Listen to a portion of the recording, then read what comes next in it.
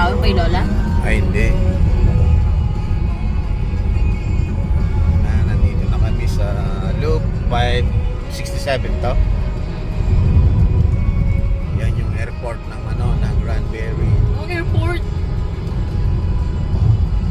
Commercial airplane field.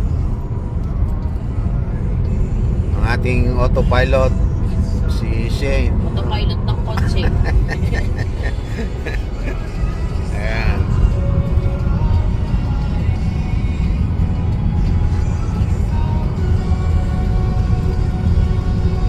Ang dito, minimum maximum speed.